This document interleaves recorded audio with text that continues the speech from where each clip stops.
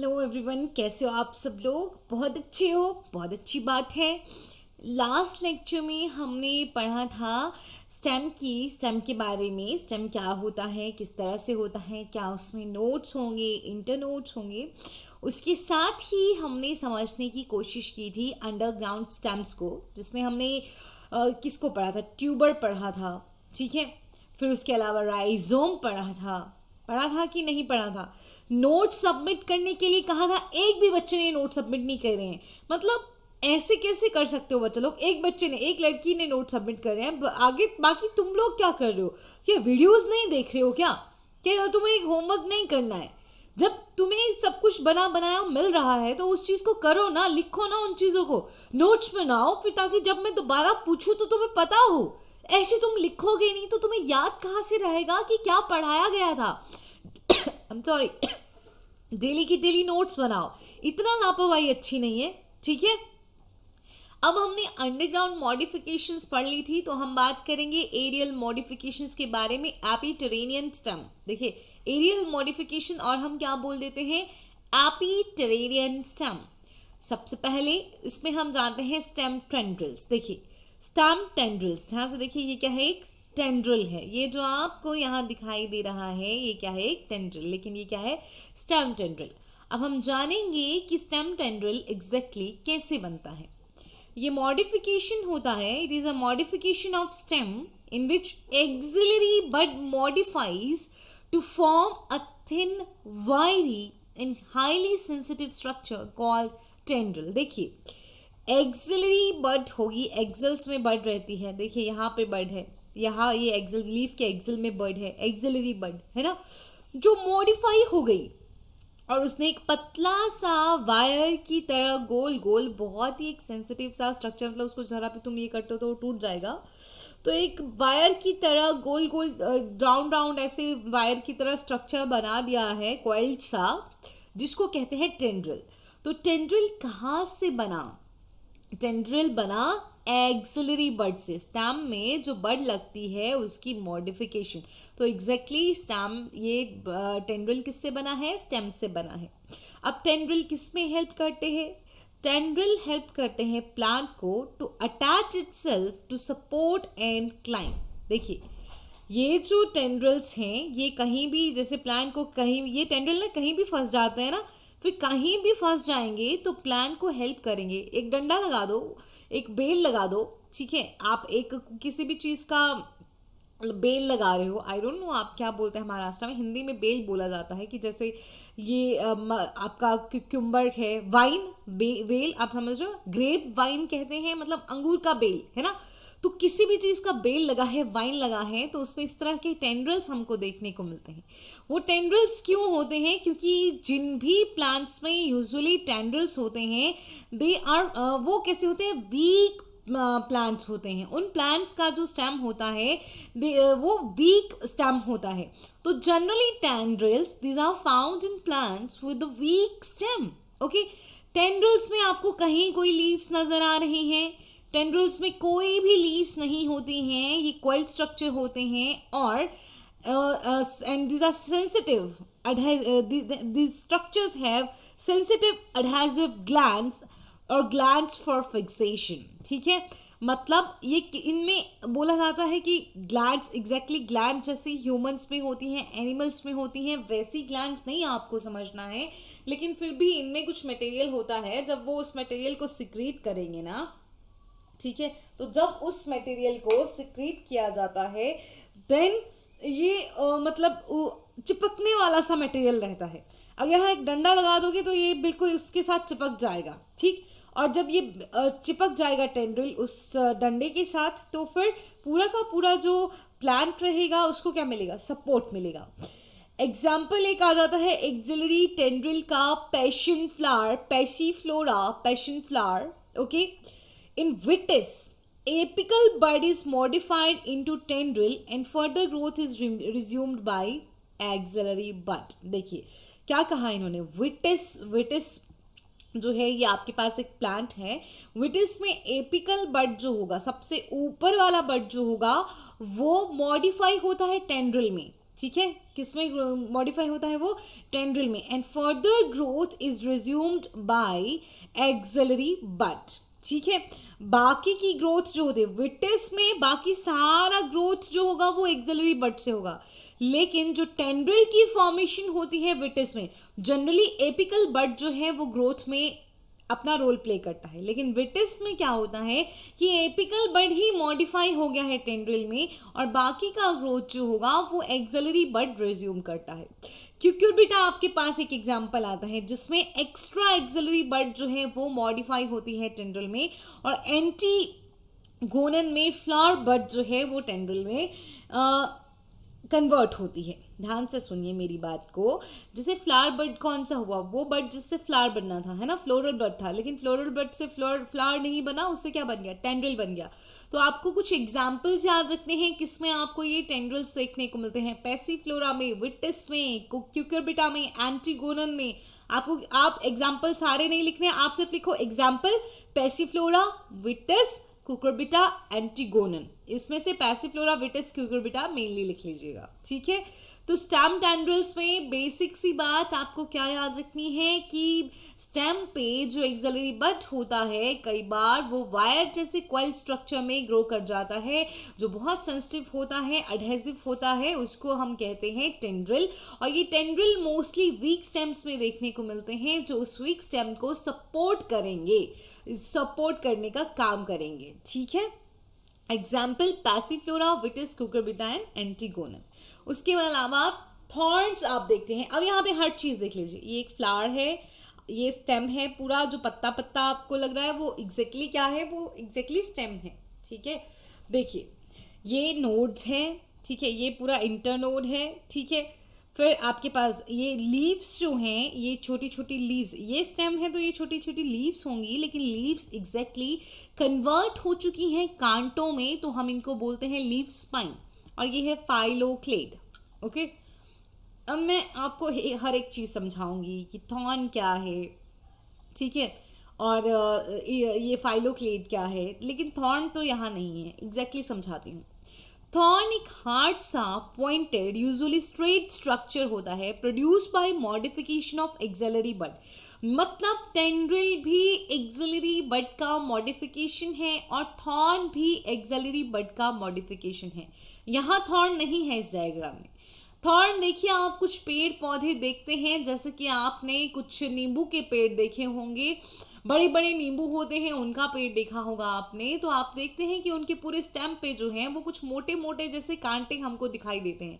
Exactly वो बहुत तीखे नहीं होते, बहुत तेज नहीं होते, हाथ में इतना मतलब फिर भी लगती है ना उनसे, वो बिल्कुल एक्चुअल कांटे जितना नहीं होता है, ठीक है, तेज, लेकिन फिर भी मोटे मोटे जो हैं हमको देखने को मिलते हैं पेड़ों पे।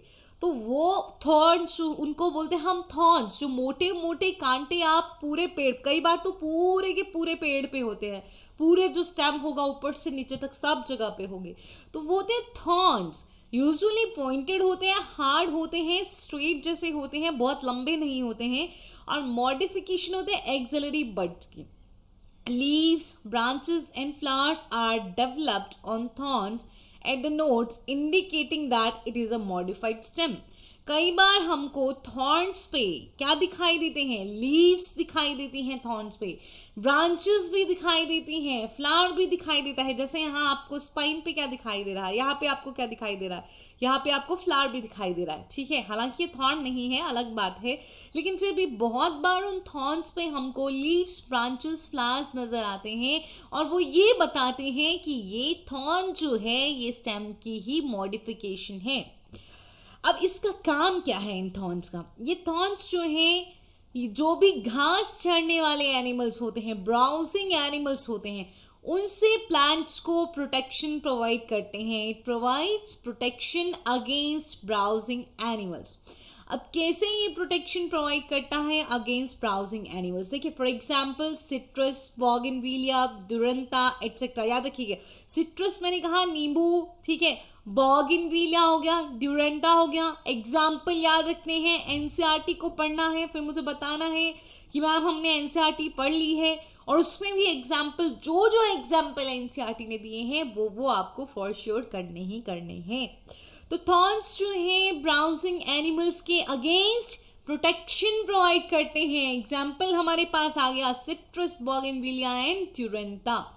और कैरिसा भी होता है जिसमें एपिकल बड जो है वो मॉडिफाई होती है थॉर्न में। यूजुअली एक्सिलरी बड ही थॉर्न में मॉडिफाइड होती है और एक्सिलरी बड ही टेंड्रिल में मॉडिफाई होती है, लेकिन कुछ एक प्लांट्स ऐसे होते हैं जिनमें एपिकल बड भी थॉर्न्स और टेंड्रिल्स में मॉडिफाई हो सकता है।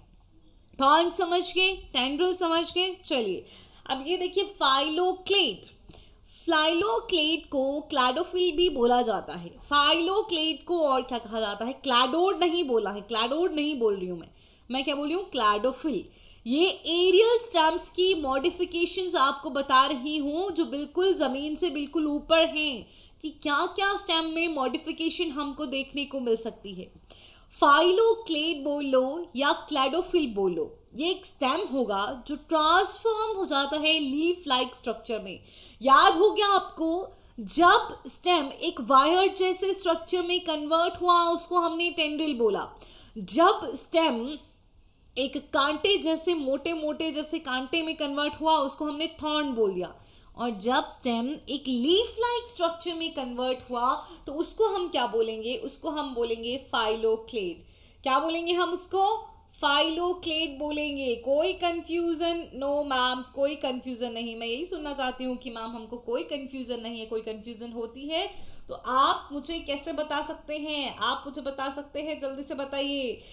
मैसेज करके, अपने ग्रुप में मैसेज करके बताना है कि मैम यहाँ हमको समझ नहीं आया। ठीक है, तो देखिए फाइलोक्लेड देखिए कैसा है, ग्रीन है। जी मैम ग्रीन है। फ्लैटेंड स्ट्रक्चर है, फ्लैट स्ट्रक्चर है। इसमें भी डिस्टिंक्ट नोड्स एंड इंटरनोड्स होते हैं। जहाँ जहाँ पे आपको ये दिखाई दे रहे हैं ना कांटे कांटे जैसे थोड़े थोड़े थोड़े थोड़े, ठीक है, वहाँ पे पर्टिकुलरली नोड्स इंटरनोड्स होंगे। तो with distinct nodes and internodes, इसमें भी नोड्स और इंटरनोड्स जो हैं वो रहेंगे। तो फाइलोक्लेड स्टेम का मॉडिफिकेशन है, लीफ के जैसा बन जाता है और ग्रीन ग्रीन होता है, फ्लैट स्ट्रक्चर होता है, नोड्स इंटरनोड्स होते हैं, थिक फ्लैशी होता है एंड सक्यूलेंट होता है। ठीक है, थिक फ्लैशी होगा मतलब स्टोर करेगा बहुत सारा फूड अपने आप में। अपुंशिया के केस में और नागफनी बोल देते हैं हम अपुंशिया को। सिलिंड्रिकल होता है कैस्यूरिना के केस में। यूफोरिया टिरुकेलाई एंड रिबॉन लाइक होता है मोहलेंडाइकिया के केस में। तो आपको यहाँ मेन एग्जांपल बता देती हूँ। अपुंशिया, कैस्यूरिना और यूफोरिया सिर्फ याद रखते हैं, यूफोरबिया नॉट यूफोरिया। तो फाइलोक्लेड आपको कहाँ कहाँ देखने को मिलता है? अपुंशिया, कैस्यूरिना एंड यूफोरबिया में। किसमें किसमें? अपुंशिया, कैस्यूरिना और यूफोरबिया में आपको देखने को मिलता है फाइलोक्लेड। फिर से बोलेंगे, अपुंशिया में फ्लैशी सक्यूलेंट होता है। सिलिंड्रिकल किसमें होगा? कैस्यूरिना एंड यूफोरबिया में। जीरोफाइट्स में जो हैं, मतलब जीरोफाइट क्या हो गए? प्लांट्स जो कि हमें देखने को मिलते हैं डेजर्ट में। लीव्स मॉडिफाई हो जाती हैं स्पाइन में। ठीक है, इस पे देखिए क्लैडोड फाइलोक्लेड है ये। स्टेम मॉडिफाई लीफ में हो गया। लीव्स का क्या हुआ? लीव्स जो है वो कांटेदार बन गई ताकि वो क्या कर सकें? ताकि वो साइज को रिड्यूस कर सके, gate reduced in size to check the loss of water due to transpiration, and thus stem takes the function of leaves, that is photosynthesis. अब पूरा समझो फाइलोक्लेड में क्या हुआ।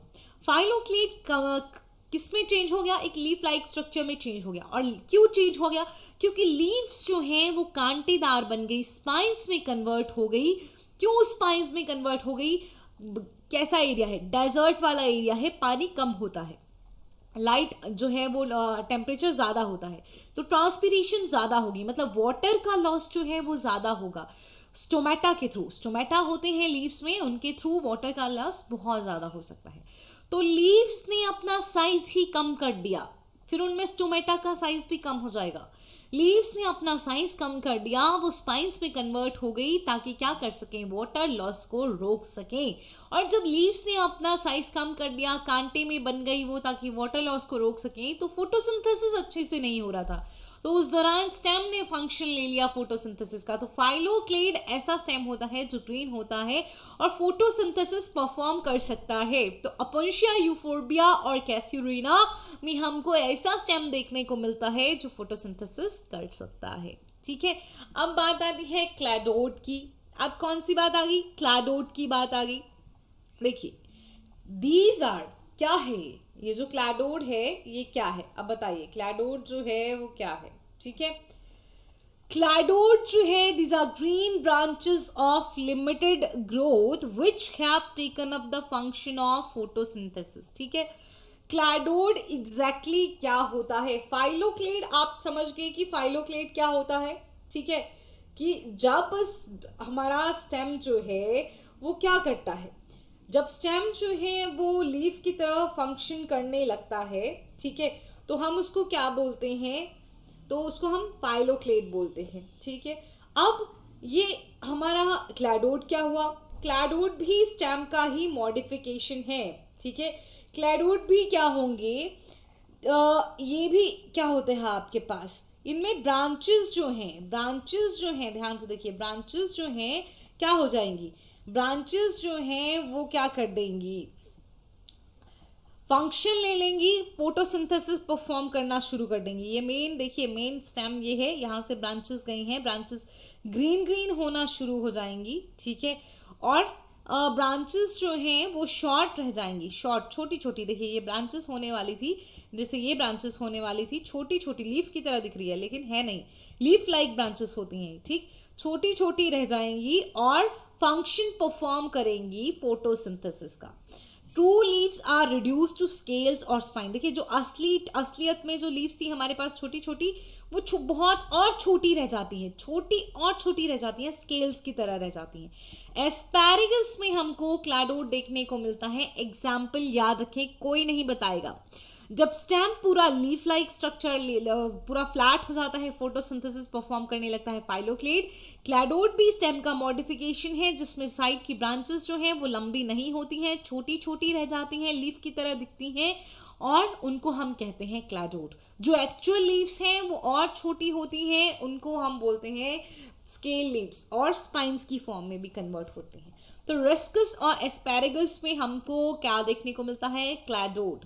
बल्बिल्स क्या होते हैं, जब एक्सिलरी बड जो है वो फ्लैशी हो जाती है और राउंड हो जाती है, किसकी वजह से, स्टोरेज ऑफ फूड। सपोज करो कि यहाँ पे ये जो भी यहाँ बना है ये बल्बिल है, क्या होता है, एक्सिल में एक बड होगा, वो मोटा सा हो गया, गोल सा बन गया फूड की स्टोरेज की वजह से, तो उसको हमने क्या बोला, बल्बिल्स बोला।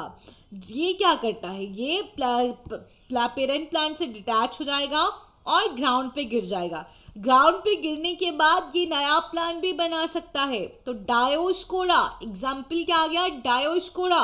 टेस्ट होगा, जरूर होगा, आपको आना चाहिए। बल्बिल्स हो गए, डायोस्कोरा हो गया, पता चल गया, कोई कंफ्यूजन, ठीक है। इसके अलावा हमने देखिए अंडरग्राउंड की मॉडिफिकेशंस पढ़ ली, एरियल की पढ़ ली, और अब हमको पढ़ना है सब एरियल मॉडिफिकेशंस। अब सब एरियल मॉडिफिकेशंस क्या होती हैं, देखिए पहला आ गया रनर्स। ये होते हैं, these are special narrow green, ये रखिए हॉरिजॉन्टल और prostrate branches which develop at the base of erect shoot called crowns. ध्यान से देखिए, ये आपको यहाँ पे क्या दिखाई दे रहा है, ये बिल्कुल फ्लैट जमीन पे खड़ा नहीं है, ये जमीन पे ऐसे रेंगता हुआ चलता है ये स्टेम। ठीक है, सब एरियल इसलिए बोला जाता है, जमीन पे है लेकिन पूरा हवा में नहीं है। स्टेम पूरा देखिए कैसे जमीन पे रेंगता हुआ है और इससे कुछ कुछ जगह पे नोड्स पे आपको ऊपर की तरफ को जो है वो ब्रांचेस भी दिखाई दे रही हैं। ठीक है, दिखाई दे रहा है कि नहीं दिखाई दे रहा है, ठीक। और ये ब्रांचेस जो हैं देखिए क्या बोल रही हैं, इनको ध्यान से सुनिए फिर से। Special, yes. Narrow, yes. Green, yes. Horizontal, yes.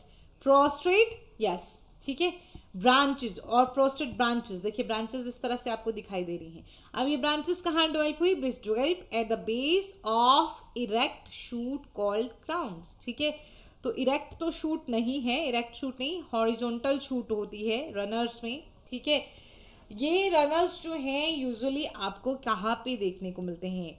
आपको जमीन पे दूब ग्रास देखा है आपने? यहाँ कुछ नहीं पढ़ना है, जो मैंने बताया वो पढ़ना है और एनसीईआरटी पढ़ना है। ठीक है, हर एक रनर क्या होता है, जैसे ये आपको दिखाई दे रहा है, यहाँ पे एक नोड होगा, यहाँ पे दूसरा नोड होगा। ठीक है, एक नोड होता है, दूसरा नोड होता है, इनके बीच में इंटर नोड होता है। ईच रनर हैज वन और मोर नोड्स, दिखाई दे रहे हैं, बहुत सारे नोड्स होते हैं।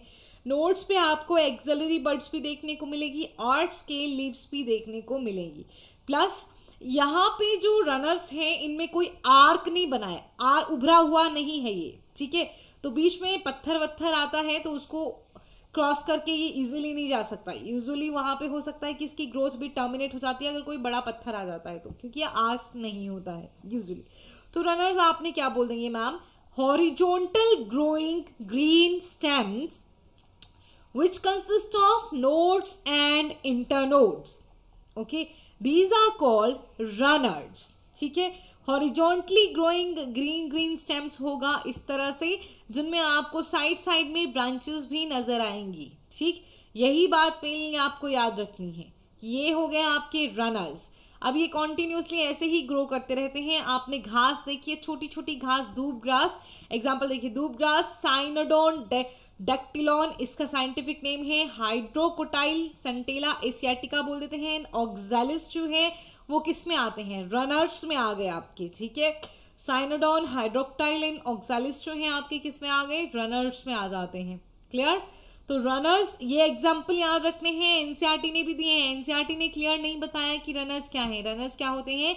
जो जमीन पे लगते हैं, नोड्स और इंटरनोड होते हैं। फ्लैट सा हॉरिजॉन्टली ग्रोइंग एक स्ट्रक्चर होगा जिसमें बहुत सारी ब्रांचेस भी होंगी, वो होंगे रनर्स। अब स्टोलन्स में और रनर्स में क्या डिफरेंस है? ये देखिए, ये है स्टोलन। मैंने कहा रनर्स में जो है रूट हमेशा रनर्स होंगे चाहे स्टोलन्स होंगे, रूट हमेशा एडवेंटिशियस होगी, क्योंकि यहाँ रूट स्टेम से निकल रही है, ना कि रेडिकल से। रेडिकल से जब रूट निकलता है तो वो ट्रू रूट होता है, और जब स्टेम से रूट निकलता है तो उसको क्या कहते हैं? एडवेंटिशियस रूट कहते हैं। तो ये है, देखो ध्यान से, क्या है ये? स्टोलन है। ठीक है, स्टोलन में आ स्टेम होता है। स्टोलन एक तरह के रनर्स ही होते हैं। क्या कहा मैंने? स्टोलन्स एक तरह के रनर्स ही होते हैं। Stolon is a slender lateral branch that arise from the base of the main axis. देखिए, ये देखिए, ये मेन बेस ऑफ द, ये मेन एक्सिस है, इसके बेस से एक ब्रांच अराइज हुआ है, फिर ये टर्मिनेट होगा दूसरी जगह, और यहाँ से भी देखिए मेन एक्सिस है, फिर एक जो है वो और निकलेगा। तो ये है स्टोलन, जिसमें आपको आर्च्ड नजर आता है। ठीक है, याद रखेंगे आर्च्ड, आपको ये आर्च्ड रनर्स होते हैं। स्टोलन क्या है? Arched runners. नॉर्मल रनर में आर्च नहीं होता है। इनिशियली स्टोलन ग्रो अपवर्ड, देखिए, like an ordinary branch, and then bends down and touches the soil where its terminal buds give rise to a new plant. देख सकते हैं आप, new shoot and adventitious root. फिर से ये grow करेगा और फिर से ग्राउंड को टच करेगा और नया बन जाएगा। अब याद रखना है, जैस्मिन, स्ट्रॉबेरी, स्ट्रॉबेरी याद रखना है, यहाँ नहीं दिया है एग्जाम्पल में, लेकिन आपको क्या याद रखना है?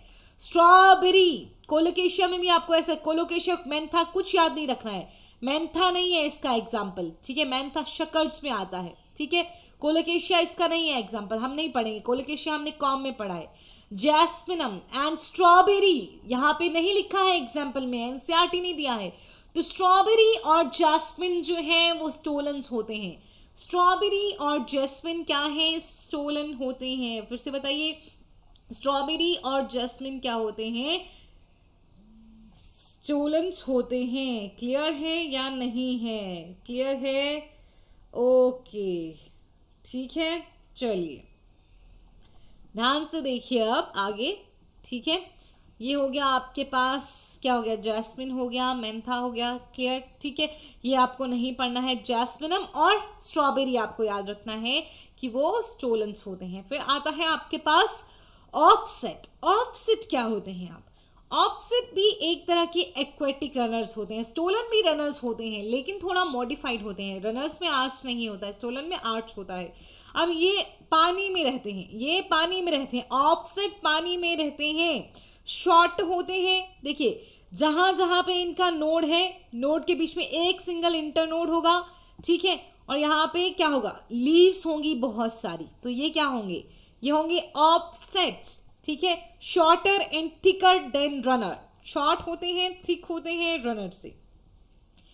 जो एक्वेटिक प्लांट्स हैं उनकी वेजिटेटिव प्रोपगेशन में रोल प्ले करते हैं। एग्जाम्पल याद रखेंगे, इकॉर्निया एंड पिस्टिया। इकॉर्निया को ही वाटर हाइसिंथ कहा जाता है, जल कुंभी कहा जाता है, और पिस्टिया, इस वाटर हाइसिंथ हो गया इकॉर्निया और दूसरा हो गया पिस्टिया। तो इकॉर्निया और पिस्टिया आपको मेनली याद रखने हैं कि ऑप्सिट्स हैं। ये एग्जाम्पल जो जो मैंने याद करने के लिए कहा वो एग्जाम्पल आपको याद करने हैं। तो फाइनली आपके पास आता है शक्कर, फाइनली आपके पास क्या आता है, शक्कर आता है, ठीक है। जो जो एग्जाम्पल मैंने बताए एनसीईआरटी पे देखिए, उन एग्जाम्पल पे लिख दीजिए कि वो शक्कर्स हैं या रनर्स हैं, ठीक है। समझ गए ना कि नहीं समझे? चलिए, तो देखिए शक्कर्स जो हैं वो क्या है, शक्कर है एक रनर। अगेन शक्कर भी एक तरह से रनर होता है, लेकिन क्या डिफरेंस है रनर में, जब रनर्स फ्लैटली आराम से ग्रो कर रहे हैं, सिंपल रनर बोला, जब उनमें आर्च देखने को मिली हमने उनको स्टोलन बोल दिया, जब एक्वेटिक हैं तब हमने उनको ऑप्सिट बोल दिया। अब ये शक्कर में क्या होता है एग्जैक्टली, पहले तो नॉर्मल ग्रो कर रहा होता है, फिर ऑब्लिक, देखिए ये लिखा है शक्कर, ये लिखा है शक्कर, फिर ये टेढ़ा ऑब्लिकली हो जाता है। देखिए रनर्स तो सीधा ऐसे जाता है, सीधा ऐसे जाता है ना। जब ये ऑब्लिक ग्रोथ होती है ना, ऑब्लिक ग्रोथ जो होती है, इसी को हम शक्कर कहते हैं। शक्कर रनर लाइक होता है, नॉन ग्रीन ब्रांचेस होंगी, ये नहीं हमको याद रखना है, ठीक है। और ये याद रखना है कि ये डेवलप करता है in the axil of scale leaves. कैसे ग्रो करता है ये, हॉरिजॉन्टली, ये सबसे इंपॉर्टेंट पॉइंट है, ये आपको सबसे इंपॉर्टेंट याद रखना है। हॉरिजॉन्टली ग्रो करता है सॉइल के नीचे नीचे थोड़ा, और कुछ डिस्टेंस पे आने के बाद क्या हो जाता है, ऑब्लिकली, देखिए ऑब्लिकली ग्रो करने लगता है और एक शूट बनाता है जिसमें लीव्स लगी होंगी। इनको हम अंडरग्राउंड रनर्स भी बोल देते हैं। एग्जैक्टली शक्कर्स जो हैं वो एकदम एरियल मॉडिफिकेशन भी नहीं है, अंडरग्राउंड भी बोल सकते हैं, क्योंकि ये स्टेम पहले अंडरग्राउंड होता है फिर ऑब्लिकली ऊपर की तरफ को ग्रो करता है। Chrysanthemum, mint and banana, chrysanthemum, mint and banana किसके एग्जाम्पल्स होंगे, शक्कर्स के एग्जाम्पल होंगे। तो आज आपको ये सारे लर्न करने हैं, चाहे लेक्चर को 3 बार देखना पड़े, और सारे एग्जाम्पल्स जो हैं आपके एनसीईआरटी पे लिखे हुए होने चाहिए। मुझे आप जितने एग्जाम्पल्स मैंने बताए वो लिखने हैं, शक्कर्स, रनर्स, ट्यूबर्स, स्टोलन, पिछला लेक्चर देख के भी, ठीक है। सो आज के लिए इतना ही, अगले लेक्चर में हम पढ़ेंगे